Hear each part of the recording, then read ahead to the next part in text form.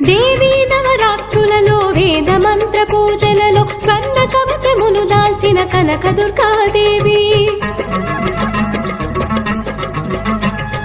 భవబంధాలను బాపే బాలా త్రిపుర సుందరి నిత్యానందము కూర్చే అన్నపూర్ణాదేవి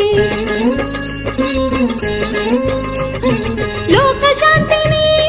సంరక్షించే సుమంత్రమూర్తి గాయత్రి